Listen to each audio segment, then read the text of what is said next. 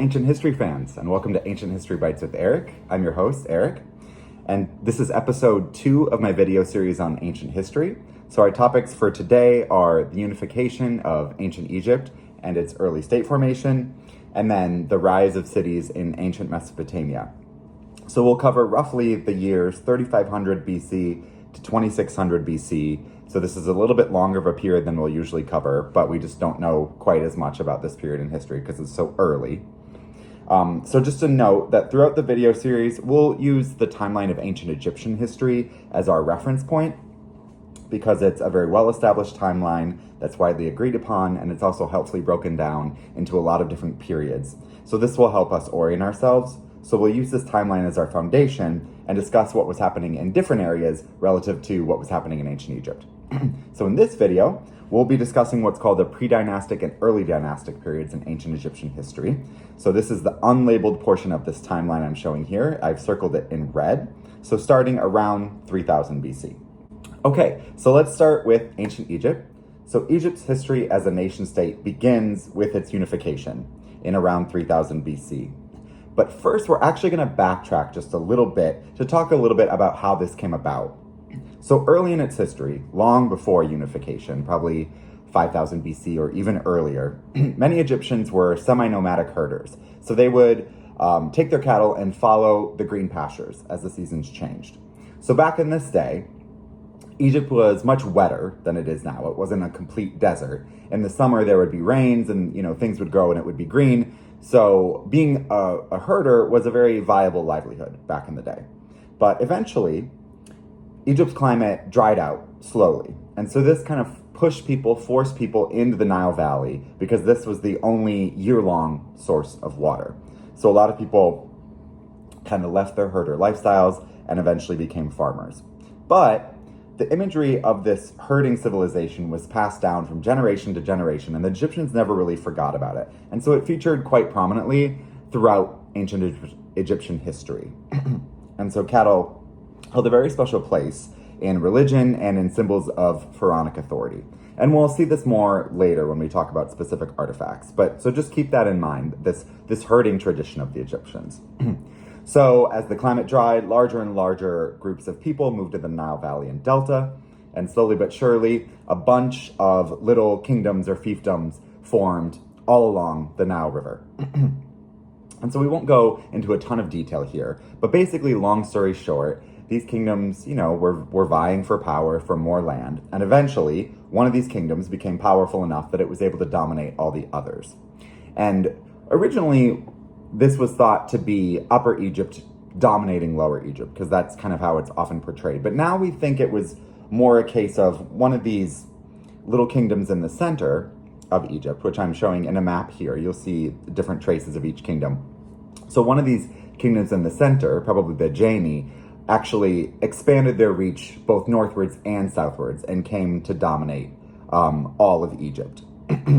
So this is what we call the unification of Egypt. And so this process of how this exactly happened is still a little bit murky because it's so early in history and we don't really have much writing yet. But we have some clues as to who may have unified Egypt. And one of these is what's called the Narmer Palette, which is a beautiful piece of artistry that seemed designed to celebrate this unification. So let's take a closer look at that. So here's an image of it. So there's two sides to it, a front and a back.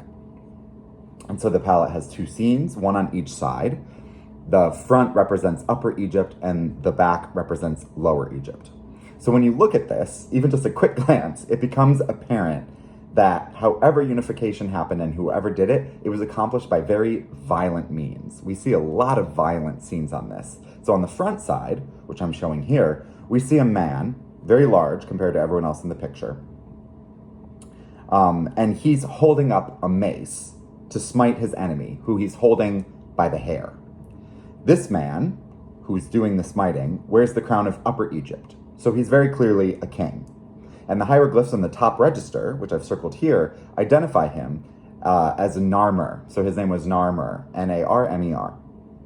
And so here we have the man who is considered to be Egypt's first true king, King Narmer, the unifier of Upper and Lower Egypt. So really important guy, still a little bit mythical. We don't actually know that much about him except what's in this palette here. But so we see a lot of other scenes with him too. We see this king trampling some more of his enemies underfoot in the lower register here. We also see a hawk in the upper right, which is a powerful symbol of kingship.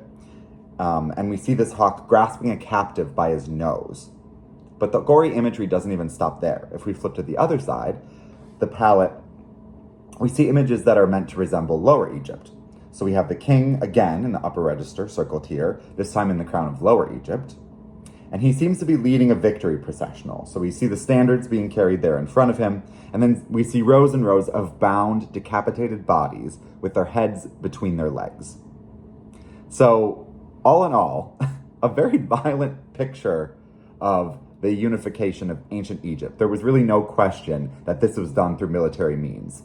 And this palette is designed to broadcast the power and military might of the pharaoh, giving the impression that there's no question who's in charge here. Question his authority, cross him, you're going to get your head sliced right off, just like these guys on the palette. So that's the Narmer palette. Again, an absolutely beautiful piece of artistry, but very gory. And so, okay, so that was the unification of Egypt. We see that that's happened. It became united sometime between 3200 and 3000 BC. But now that Egypt was territorially united, it also needed to be ideologically united. So it needed to become a nation. And so the early kings did just that. They formed Egypt into a unified nation with a common culture, common set of beliefs, religion, administration, all these things that make a nation a nation. It had to be done. Someone had to do it. And it was these early kings who did it, and it was probably one of their greatest achievements, was making the first nation state in history. And let's just take a minute to acknowledge how important and difficult that is. Just think of our own history, the history of the United States, and how long it took for these 13 disparate individual original colonies to actually come together and agree to unite and become a single nation and band together to become the United States of America. It took years and years to generate that sense of unity. And this wasn't a democracy where people, had a say into how things were going. And so they felt like they had some sort of buy-in there.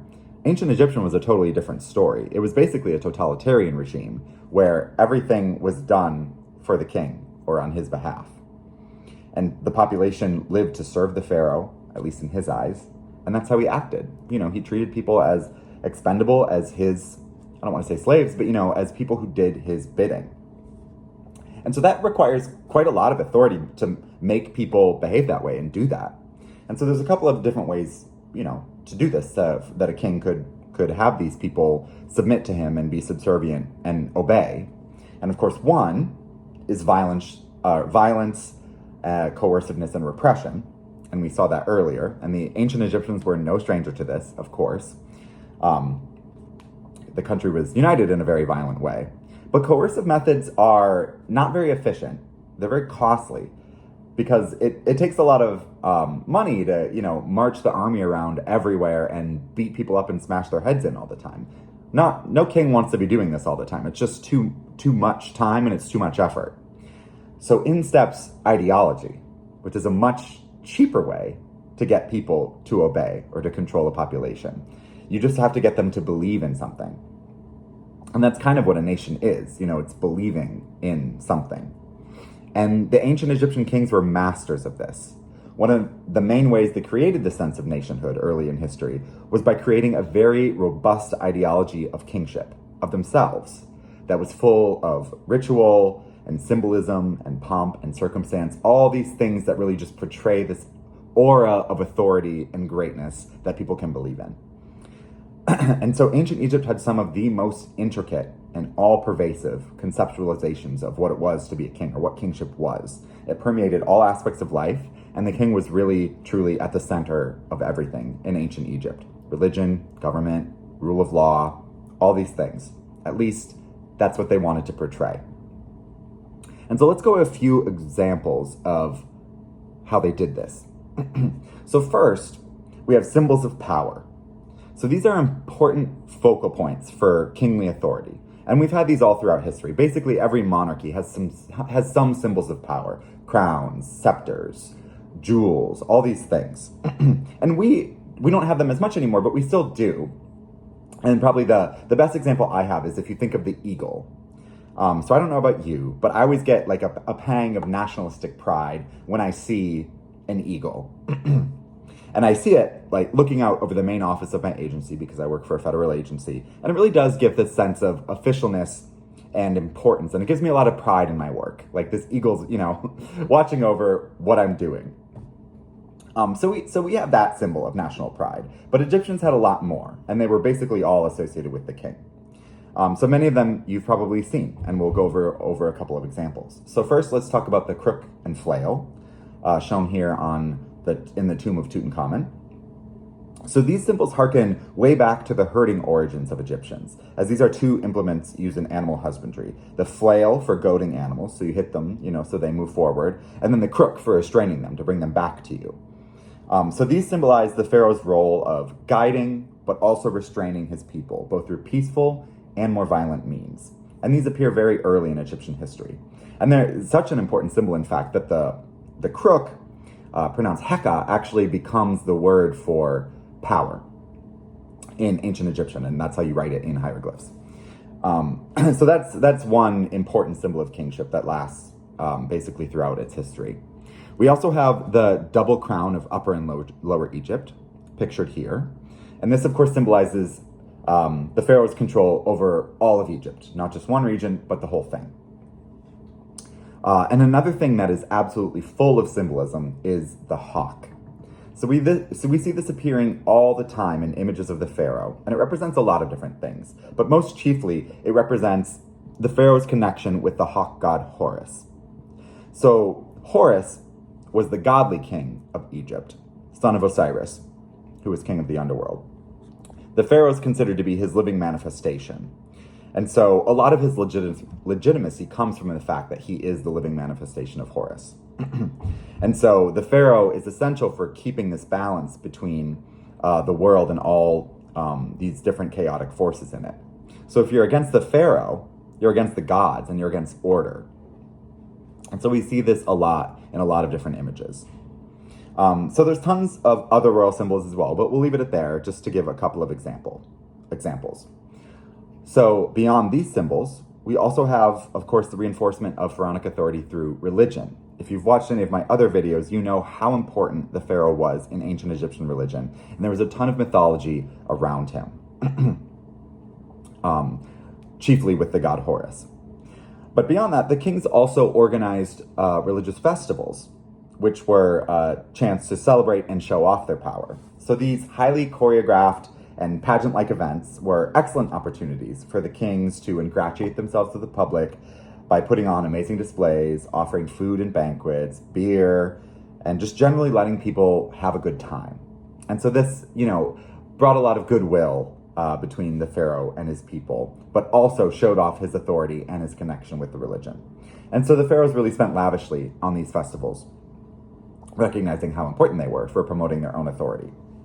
So that's just some of the ways that the kings created this ideology of kingship that gave people something to believe in and helped to create the sense of nationhood amongst Egyptians. But they also did some more practical things.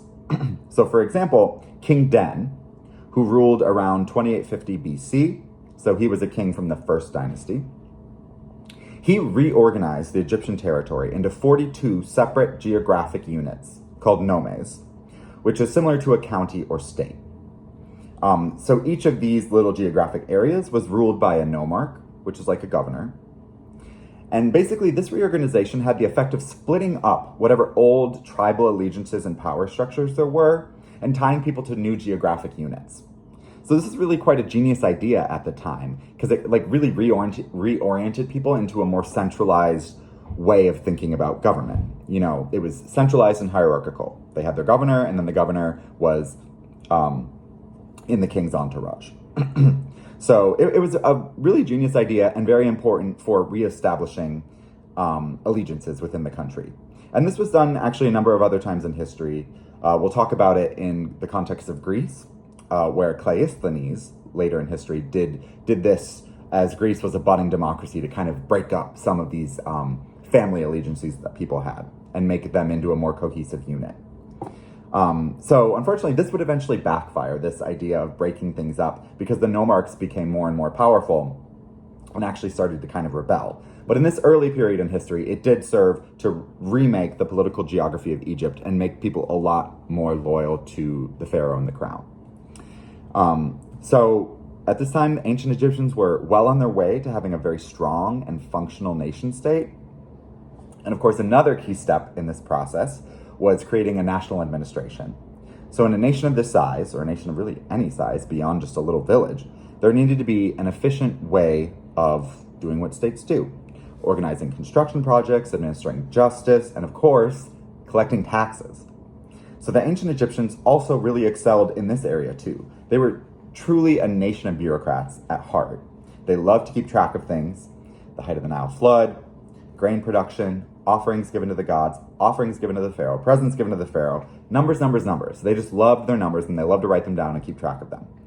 So one absolutely critical invention for this that we can never underestimate is writing. The invention of writing was absolutely crucial for the development of civilization, and it's really hard to overstate just how important it was. I mean, just imagine trying to run a country of any size, or even a city, without being able to write things down. So all information would have to be transferred orally or through pictures. And people might draw differently, so that would lead to a lot of confusion. And then not even just the transmission of information, but also the documentation and keeping it for posterity, for history.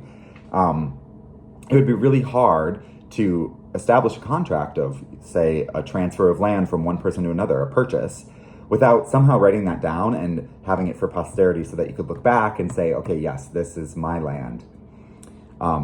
Without writing, you'd have to have, really smart bureaucrats remembering all this, there's just bound to be issues without writing. And so it was super duper important for a nation of any size to develop. So super essential. And the development of Egyptian writing was actually quite unique in history. Normally you see sort of this progression of writing from pictures to eventually more standardized pictures, to completely stylized pictures, still representing just objects, to potentially the pictures representing sounds, etc. So there's sort of this development of writing over time.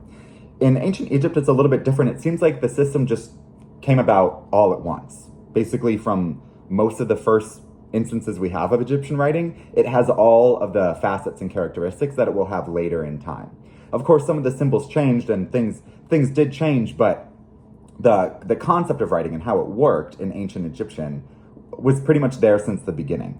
So that's kind of unique. And so we think why this was the case is that the ancient Egyptians probably got the idea of writing from ancient Mesopotamia, because it was developed there first, and there were a lot of linkages back in this day, which we see through similar styles and motifs in art and things like that. So we think there were a lot of linkages. They were trading and things like that. And so probably what happened was, or a theory goes, is that some ancient Egyptian bureaucrat, was meeting with or talking with an ancient Mesopotamian, and he saw that, this guy could look at a page and get meaning from it. He would read language from this page, this series of symbols and scratches on a piece of mud brick or whatever it was. And so the ancient Egyptian got this idea. He was like, oh my gosh, wow, that's crazy. We need this for our country. And so the idea is some bureaucrat or set of bureaucrats just came up with the writing system for ancient Egypt after having seen the idea from Mesopotamia. And to be clear, the writing systems have basically nothing in common. They don't look alike. The languages are very different. So it's not like they took that system and just repurposed it. They made up a completely new system, but it seems like they got the idea from ancient Mesopotamia. So that's very unique and pretty interesting that they did this. So their bureaucrats were just clearly very go-getters. And this may seem kind of odd, like how does that happen? But it's happened other times in history too. For example, kind of in the early Middle Ages, maybe the 600s, 700s, Saint Cyril came to Slavic-speaking areas of Europe, and he actually developed a system of writing for Slavic languages called Glagolithic, so that they could write down their languages. And then in Korea, this happened as well. They just developed a writing system to write Korean. So it does happen where you just decide to make up a writing system and then you do it. And so that seems to be what happened there. And so this was developed around 3100 BC or so, somewhere around there. And of course, having developed this, it was essential for administration. And of course, the ability to write was very protectively guarded during this period because it conferred a lot of power. You know, the ability to write contracts, read contracts, understand what these little scribbles meant. It probably seemed like magic to a lot of people to be able to just look at a page and get meaning from it. And of course, this first writing was very important for historians as well, because that's when history starts, is when we have writing to look at so people can tell us what was happening.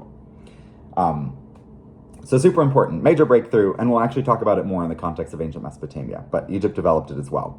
And so it was mainly used as an administrative tool in the early days. We weren't necessarily writing beautiful prose and poetry and all that kind of stuff. We were basically recording contracts, ownership, data like heights of floods, changes of ownership, taxes owed, taxes collected, all this kind of stuff. The writing was pretty boring. It was basically just Excel spreadsheets.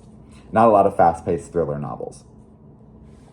And so actually now we'll talk about one of the earliest, basically Excel spreadsheets in history. It's called the Palermo Stone. And this is where we get a lot of our knowledge about early administration in ancient Egypt. And so the Palermo Stone was basically just a lot of recording of different bureaucratic data that was on this single stone. So they use it as sort of an annals of what was happening, sort of an economic history of Egypt, I guess you could say. And so the Palermo Stone records a biennial event called the Following of Horus.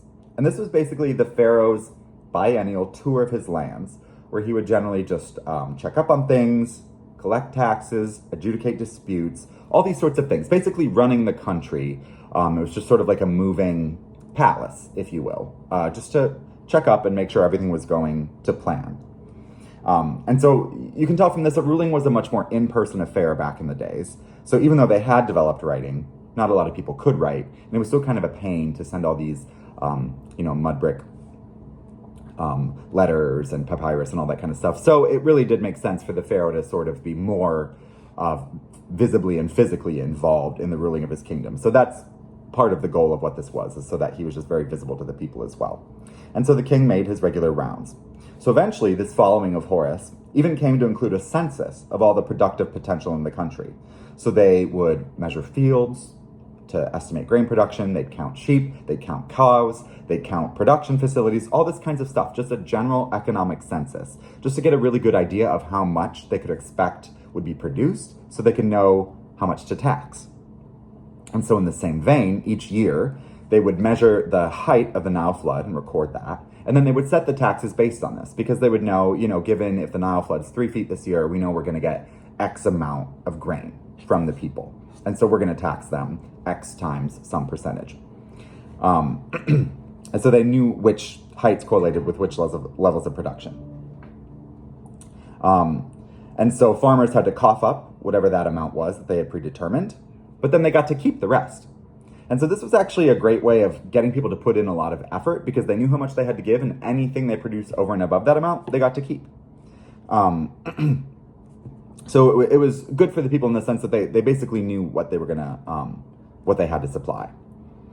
And so these taxes were typically collected in kind, so usually in the form of grain or things like that, wheat or barley.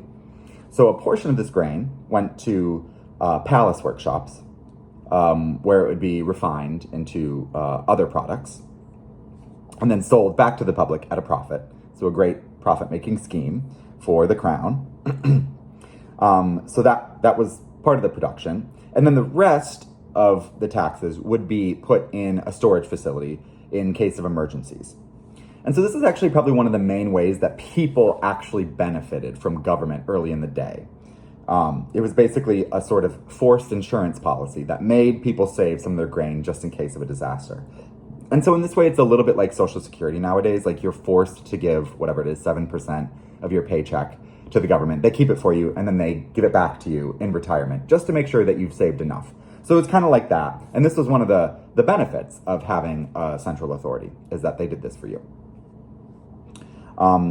So that was ancient Egyptian administration, a lot going on there. I find it very impressive how advanced they were. The fact that they did censuses every couple of years to figure out the productive potential of their whole country just amazes me at this early point in history. And I just think it's really stunning. And I'm sure we learned a ton from the ancient Egyptians in terms of how to administer a modern economy. And I'm kind of part of that, working for the federal government. So I really appreciate our ancient bureaucrat forefathers.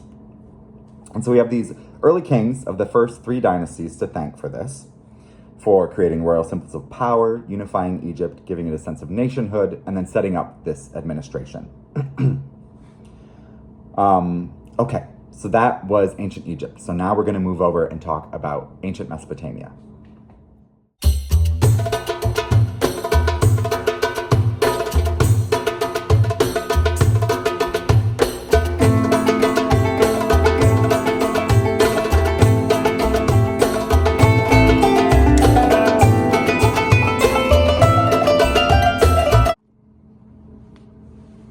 Okay, so now we'll leave Egypt and their early kings for the moment, and we're going to head east, and we're actually going to go back several hundred years to talk about the formation of cities in ancient Mesopotamia.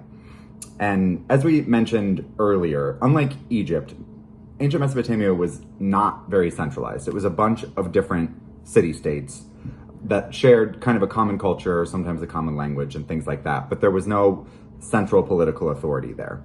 But this made them no less innovative or groundbreaking. Many of the key inventions that developed in these early stages of human history happened here in ancient Mesopotamia. So that's very exciting. So we're going to talk about a couple of those today, most notably writing. And I always love to go on and on about writing because I just think it's so cool and so important. And whoever first thought of that, I mean, just what an amazing idea to have, because it really is quite a leap to go from spoken language to then writing things down so that we can now study them thousands of years later. So really cool thing, and it happened in ancient Mesopotamia. So there were a lot of cities in this area, like we said, but we're going to focus on one that I think was usually considered to be the most important, and that's the ancient city of Uruk.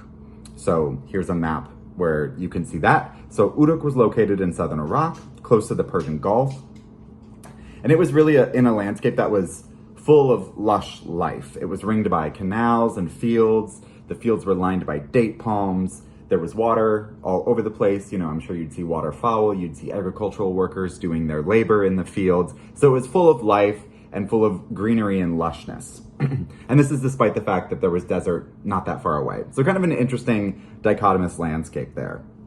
And Uruk was probably the largest city in the world at this time, actually. It was likely 10 times bigger than any other city at the time, with a population of probably around 40,000 people or a little bit more, which doesn't seem like much to us today, but for the time that was quite a metropolis. And so just to give a comparison in terms of relative sizes, so the difference between Uruk and the rest of the cities, it would be like if most of the cities were a Toledo, Ohio, but then Uruk was a Chicago. So just really a lot bigger, a lot more complex society, a lot more going on there, and a lot denser. So that was Uruk. A real center for civilization and urbanization at the time. And so to give a better idea of what the size was like, so the city's walls were said to span 6 kilometers. So they went all around the city. So that would be about 4 miles. So, you know, quite lengthy walls. It would take at least an hour to walk all around. And so that would make the city close to about a square mile. So that is slightly, well, not even slightly, that's quite a bit larger than downtown DC, where I live, like the area that's typically considered downtown DC. And it's about twice the size of the National Mall, if you've ever been there. So it's a pretty large area. You know, even today, that wouldn't be really considered necessarily a small city. So this would have been really massive for the time. It was basically the Tokyo of the 4th millennium. So, you know, it was probably really inspiring to people, and we hear a lot about it in different, particularly in the Epic of Gilgamesh, which we'll talk about a little bit later. So let's just for a minute imagine that we're a visitor to Uruk from some distant land. So we sailed up the Persian Gulf and landed at a port. And at this time in history, the Persian Gulf actually went a lot further inland than it does today because sea levels were just generally higher after the last ice age. So we'd probably only have 40 or 50 miles to go inland before we would come upon Uruk. So we'd forge up the Euphrates River in our little boat, and very quickly, or very soon, we'd see miles and miles and miles of irrigated farmland all around. So we'd see busy farmers everywhere on the little paths next to their fields, which had the irrigation ditches right next to them. And these ditches would be crisscrossed by all these little makeshift bridges that the workers could go across and their cattle could go across so that they could plow the fields and, trample the seed into the fields, all that kind of stuff. We'd probably see a lot of mud brick homes that were pretty close to these agricultural fields where people lived. Maybe there were cages for animals that were going to be slaughtered. So just a lot of agricultural work happening all around. It would be a very, very busy scene everywhere you went, because it was pretty densely populated because of the irrigation, made it able to be so densely populated. So long before we actually arrive in the city, we would see the outline of Uruk in the distance, because ancient Mesopotamia was a very flat land, an alluvial plain, so no hills really at all. And so anything that went above, basically, ground level would be pretty striking. You'd be able to see it. So Uruk, with its massive temple and its walls in the distance, you'd be able to see it from probably 10 miles away, a very long ways away. So, you'd see it and you'd get excited as you're in your boat. You're like, oh, wow, this looks like a really cool place. Look how big it is. So you'd keep going, and then eventually, after disembarking off the boat, you could walk up to the city. The canals, or the river went close to the city, and then canals would bring you even closer. And once you got closer to the city, you'd get a better sense of how massive these walls really were. We don't know exactly, but they were probably at least 10 feet high and probably 6 feet thick. So you kind of have to walk through an entryway to get into the city. And actually, Gilgamesh, the legendary king from the Epic of Gilgamesh, he's said to be from Uruk. And the epic is constantly referring to the wonders of Uruk and the massive walls of Uruk. So we hear a nice little description that I'll just read now. This is actually the first tablet, one of the first pages of the epic. So it says, "The mighty ramparts of the high-walled city of Uruk did he build," Gilgamesh, they're saying, "and also the walls of the hallowed Temple Iana, that sacred sanctuary. Observe well that mighty rampart which shines like unto copper. Behold the lower wall, which the works of none other may equal. Approach the threshold stone, ancient beyond remembrance. Draw near unto that Temple Iana, dwelling place of goddess Ishtar. No king will ever surpass its like. Ascend the wall of Uruk, and upon it walk. Examine the foundations, gaze upon the masonry. Were not the bricks fired in an oven and exceeding good? Did not the 7 sages lay down its foundations?" So you can tell from this description, people really marveled at this city. They really thought it was a wonder for how big it was, how well it was constructed, and everything that was going on there. And, Gilgamesh is famous for supposedly building the walls, which isn't possible based on when we think he may have actually existed. So he's a legendary king, but there's some, historical fact. So anyway, so that was the description, just to give you an idea of the sense of wonder that people had when they looked at this city, and it's described well in that epic. So it was really considered a resplendent city. So we have our visitor here. So he's now entered the wall. He's gone through the wall, one of the big gates, and entered the city. So upon entering, he would probably see a grand avenue, a very large street leading to the temple complexes, which we'll talk about in a bit. And those would be near the center of the city. And they were very large, probably 10 stories tall. So really much bigger than anything else in the city, probably.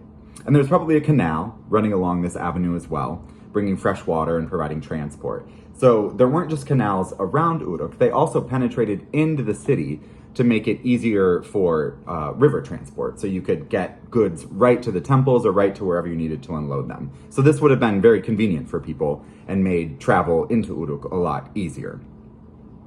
And actually it was often, or sometimes referred to as the Venice of the desert, because of all these canals that were weaved in and out of the city.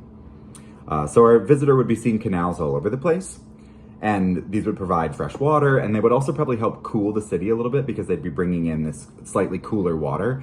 And of course, in the city, there'd be open areas for markets and all that, sort of central squares.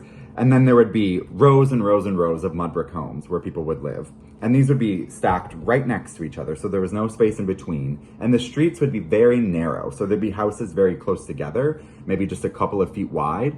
And this was to provide shade from that Mesopotamian sun, because it really, I mean, it just baked people alive there. It was probably so hot in the summer, like it is today, and without any air conditioning or anything like that, they needed as much shade as possible. So the houses were really close together, and there was no, they had doors, but there was no living space on the street or opening up onto the street. Some wealthier people would have courtyards or things like that, but they would be at the back of the house. So they would open up to the back and be open air back there. And then of course, everyone would have a roof that would almost always be accessible. So people would go up there at night to sleep often, just because it would be cooler there, because the houses would probably be stiflingly hot at night. So it would be a pretty cramped city. The wealthy would have, more space, but for typical, maybe lower class merchants and just craftspeople, they would be pretty cramped in there. So that was kind of the living situation there. And then, as we mentioned before, the center of the city would be dominated by these two huge temple complexes. One for Inanna, who is the goddess of love and war, kind of a weird combination of things. And then one for Anu, the sky god. So these would have been really magnificent, and really no expense was spared in their construction. Interestingly, the Mesopotamians actually invented concrete for building one of the areas in this temple complex, which is unusual because this was actually a pretty expensive building material back in the day, and it wasn't really used outside of this temple. So they invented it specifically for this, I guess, just because they thought it was special. And so that just kind of goes to show how much labor went into these. And actually, from a book by Amanda Podany called Weaver, Scribes, and Kings, which is a great book, highly recommend. She estimates in there that the excavators at Uruk estimated that the construction of a single mud brick terrace in the Iana precinct, so one of those temples, involved 1,500 men laboring 10 hours a day for 5 years. So that's just one precinct in this temple took 5 years and that many men to complete. So they really put a lot of effort into this, and so they must have been really beautiful. So that's the central temple area. And so as we mentioned in the last video, life, and especially economic life, really revolved around these temples at this early period in Mesopotamian history. The temples owned a lot of stuff. They owned vast agricultural estates, they owned workshops where people would make crafts, they owned manufacturing centers, and they employed thousands of people, thousands upon thousands. Probably, I don't have any specific statistics, but probably a majority of the people in Uruk worked at the temple complex, or certainly a large proportion. So it's a little bit like a company town in the South and Upper Midwest back in the day. Where most people would work for the same company, and the company would provide a lot of goods and services that they would sell to people. They would provide housing a lot of times. So life in these towns often revolved around that company. So it was a little bit like that, actually, in these ancient Mesopotamian cities. But of course, different because there was this religious component to the temple as well. But kind of a similar idea. So that's interesting, across history, you have these sorts of things. So that was how the economy functioned, very centralized. And we see distinct labor specialization in early Mesopotamia, which is new for the period. Like we've said before, it's necessary for civilization to develop, to have this labor specialization, and ancient Mesopotamia was one of the first places we see this. And this is a prime marker of society becoming more complex. And specialization is, great for the development of civilization because it increases efficiency and allows society to produce more volume of goods and more types of goods and services. So of course we had farmers who produced food, but we also had potters, textile workers, traders, administrators, all these sorts of things that an economy needs to, produce more for people and slowly improve the quality of life. And it's often thought that the very special environment of Mesopotamia promoted specialization and the development of cities because it was a very varied environment. You had agricultural fields that were worked by farmers and needed a lot of organization as well. So that promotes central authority to organize all this agricultural labor and the building of canals and ditches and things. So you had that, but you also had mountainous steppes nearby where animal husbandry was practiced. And then you had delta where people would fish and fowl, so they would catch birds. And so you had all these different people doing different things. And so it made sense for people to specialize and then trade. So someone who devotes all their time to fishing is going to get really good at it. And then they can take all the fish that they've caught and bring it to this centralized marketplace in a city and then trade it for other stuff they need, like grain to make bread and beer, clothes, and all these different kinds of things. So we begin to see this complex process of growth through specialization, which was quite unique for the time. And cities were sort of required for this because you needed a central place where people could come to trade. So that's a theory for why Mesopotamia developed so early. And so the centralization of activity in the city-state led to several historically very important innovations. And of course, I'm going to mention it again, writing. So now we're really going to talk about this a little bit more, because civilization simply couldn't develop without it. And the Sumerians seem to have the claim to fame to be for the first ones to develop writing. And it seems that they probably passed this idea on to the ancient Egyptians, as we said before.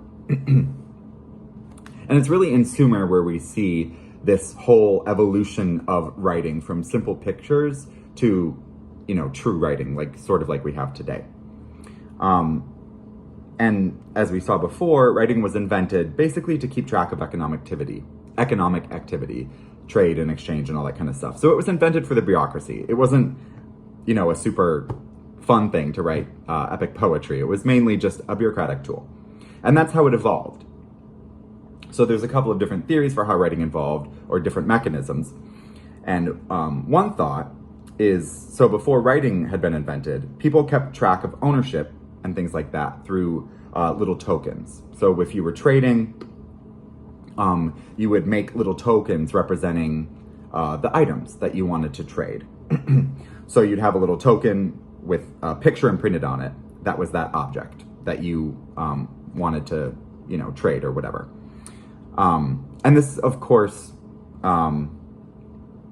this idea of, having something that's easy to carry around to represent your commodities became much more important when longer distances were involved in trading, because you wouldn't be able to interact face to face every time with someone, especially if you were getting busier and busier. So it really helped to have, some mechanism to indicate to the person that you're trading with or who you're sending stuff to how much you intended to sell to them, so that, there was no theft along the way or anything like that.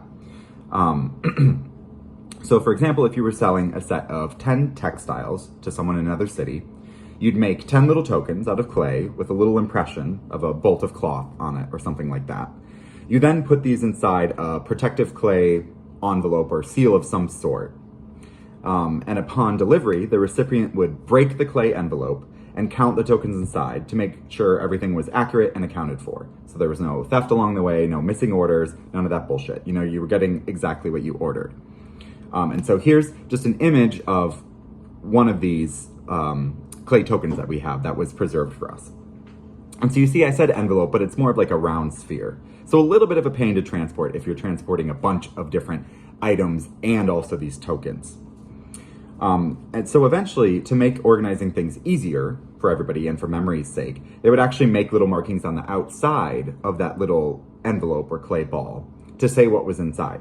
So you'd have your tokens with the bolts of cloth inside, and then on the envelope, you'd have the same symbol with 10 slashes next to it, one for each cloth. So that symbolized that, okay, inside here, there's 10 little tokens, each with a bolt of cloth on it. And so there you have it. It was easier. You could look at the outside and know exactly what was inside. So it didn't take long for everyone to realize that you really didn't need the little tokens inside if you were going to write on the outside what was inside. So eventually, pretty quickly actually, they just got rid of the whole token business, and they just took a clay tablet and then wrote a bolt of cloth with 10 slashes, and there you go. And bada bing, bada boom, this is basically the first instance of writing, sort of proto-writing. So you have something on a page that signifies something in real life or some sort of language, and it doesn't really have anything to do with the original object, but there is a picture of it. So we still have a few steps to go to get to more modern writing, but this was a big first step. And so, in modern writing, we can record a bunch of different concepts. Basically everything that spoken language can do, we can record through writing. So we're gonna need a couple more steps to get there. But it honestly didn't take too long to make those extra steps. So pretty soon, these pictures that people were writing were getting more and more stylized. And then eventually they were no longer recognizable as their original objects at all. So this was another step in the evolution of writing. And so here's just an example of this in the Sumerian writing system, which is called cuneiform. So you see, on the left, the thing looks like a picture of what it was, but then slowly, as it evolves, it bears less and less resemblance to the original object. And so here we're getting, more divorced from this representing anything that you can really see what it is. And so then the last step, which is a really big one, is the complete divorcing of the shape from any meaning at all, except to represent the sound of a word, like our alphabet does. But it doesn't necessarily have to be an alphabet. It could also be syllables, for example, like a little, character represents a syllable, like ba, b, instead of just one letter, like our alphabet. And that's kind of what happened in Sumerian. And so Sumerian was actually well suited to making this last leap from pictures, that supposedly represent a concept to pictures just representing a sound. And here's why Sumerian was really well suited for this. So Sumerian doesn't allow very many consonant clusters or syllables ending in consonants. So we have a bunch in English, but, and, we have a lot of different syllable possibilities. It can end in a consonant, it can end in a vowel. We just have a lot of different possibilities. And so we don't have to repeat a lot of sounds. Sumerian didn't allow that. They didn't really allow many different combinations. And so this restricts the available number of syllables that you can use to form words. And so because of this, they had to repeat a lot of sounds. So they had a lot of homophones. And so a homophone is a word that's pronounced exactly the same, but it has a different meaning, just depending on the context, basically. And so we have some of these in English, like which, W-H-I-C-H, and then which, W-I-T-C-H, like the person who casts spells. So those are homophones. They sound exactly the same, but we know what the meaning is based on context. And then we have we have a lot of other ones as well. So anyway, we have homophones, but they're way less common. They were all over the place in Sumerian, and this actually made it easier to develop syllabic writing. Because some genius somewhere in Sumer said, hey, we use this character, whatever it is, for the word witch. Maybe it's a stylized drawing of a person with a pointy nose. So that's the word for witch, and the picture is meant to resemble the concept witch. But we also have this other word that sounds just like it, which, in English, W-H-I-C-H. So why don't we just use this picture that we use for the concept witch in this other instance for, this more grammatical word, which would be difficult to have a picture for, because W-H-I-C-H in English, like how would you have a picture for that? That would be difficult. So anyway, so this Sumerian was like, okay, well, why don't we just use, the words sound the same, so let's just use this picture for both. And then there you have it. Now, all of a sudden, we're using a picture just for its representation of sounds, not for anything having to do with the original concept. So this was the very last leap for cuneiform, going from a language based on pictures to a language based on just markings that represent sounds.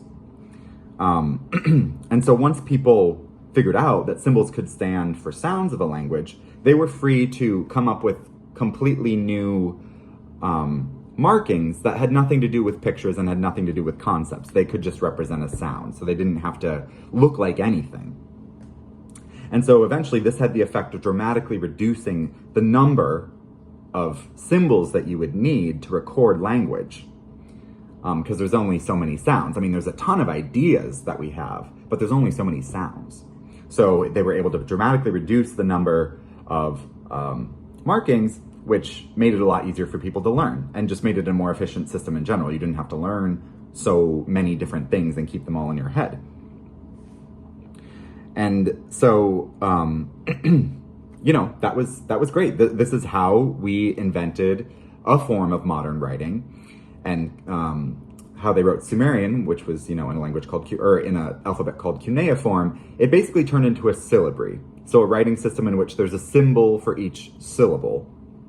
So that's different than an alphabet like ours, where there's a symbol for each sound, but still very similar idea of you're recording the sounds of a language. And so, as I mentioned before, the system that was developed is called cuneiform, and it was typically written on a mud brick tablet with a reed stylus. So they'd wet the mud brick a little bit so that it was, so you could poke into it. And then they'd use the reed stylus to make these little wedge-shaped strokes on the tablet. And then they'd bake these in the sun or in a kiln to dry it out. And then you'd have a pretty much indestructible version of whatever it is that you wanted to write down. And that's why we actually have a lot of information on ancient Mesopotamia, because these survived so well. Because mud brick is very, it's hard. It breaks into a lot of little pieces, but you can easily put them back together. Well, not easily, but you can put them back together. Unlike paper or something that will just, erode completely in most environments. So that was, it was great that they wrote on mud brick for these reasons. And then because the system was so innovative, it ended up being adopted to write a lot of other languages in the region as well, notably Akkadian, but a lot of the other Semitic and non-Semitic languages in the region. So this is probably one of the greatest impacts on history that the Sumerians had. But they developed several other innovations as well, and we'll just talk about another one. Because the economy was beginning to be specialized, the Sumerians developed mass production to increase the production of standardized goods, and especially pottery. So in earlier times, most pottery was bespoke. They would make it and they would craft it, put a lot of effort into it, and it would be beautiful. It would basically be an art piece. But pottery also has just a practical role, which is just to hold things, to hold liquids, to hold solids, whatever it is. It's pretty important to have these sorts of things, like bowls and plates. These were all pottery back in the day. So there's a practical use to it too. So in an effort to cut the cost, Sumerians created a standardized, pretty low quality type of pottery called the bevel rim bowl. And here's a picture of that. So you see, it's certainly not fancy, and it's actually kind of crappy looking, but it served its purpose. It was basically the first disposable piece of silverware, or piece of china, or whatever, in the world. So they would just use it and then throw it away, and it didn't really matter because it was super cheap. They could make like hundreds of these an hour in the workshops that they had. They would just spin it on the wheel really quick and then dry it, and it would be good to go. So the world's first disposable bowl. And these are found all over the place in Mesopotamia, and they were so ubiquitous, we actually think that they were maybe used as a common measurement for giving out rations. So, if you worked a full day or whatever, you'd get 3 bevel rim bowls full of barley or wheat or whatever it is for your day's labor. So that was kind of another innovation that came out of this, was the standardization of weights and measures. And this is another big leap for economic activity, because it really facilitates trade if you're, thinking in the same quantities, or a liter in one city is the same as a liter in another city, or 1 bevel rim bowl is the same in all places. So that means that you can say, I'll have 3 bevel rim bowls, and people know what you're talking about. So it facilitates trade in that way. So that's another innovation that they had that really coincided with mass production, was standardization of measures. So that's just a few of the innovations that happened in ancient Sumer, this very densely populated, high-tech society for the time. And so these things were so impactful that their culture actually spread all across the ancient Near East between the years like 3500 BC and 3100 BC. So all the way up to Syria and Turkey and even to parts of Iran. And so we actually call this period of history the Uruk expansion, because this urbanized lifestyle with complex societies, specialized labor, mass production that was first kind of developed in Uruk spread all across the region. And so this is what characterized this early period in Mesopotamian history. A bunch of these small city-states modeled in the Uruk style, taking all these different innovations in. So eventually, after around 3100 BC, we don't quite know what happened, but things in the city-states devolved into more local styles and tastes. and we enter a period of competing city-states. So city-states would compete for resources, sometimes aggressively, sometimes militarily. And as each became more populated, they needed more resources, and they were close together, so they vied for these resources, especially land. So we won't go into a ton of detail here because honestly it's a little bit boring because it's just a back and forth. But that's basically what was happening in the Mesopotamia for the next couple hundred years, was these city-states who had now had kings come to rule them would just be competing for resources. And this is what we call the early dynastic period in ancient Mesopotamia. So this would last for quite a while. So we're gonna leave ancient Mesopotamia here, and we're gonna go back to Egypt in the next episode, but that's all we have for today. So thank you for joining. In the next episode, we'll talk about Old Kingdom Egypt, and this is a really exciting time in ancient Egypt. This is when the pyramids were built, power was super centralized, the pharaoh was an extremely powerful guy, and lots of great stuff was happening there. So join me next time, and I'll see you soon.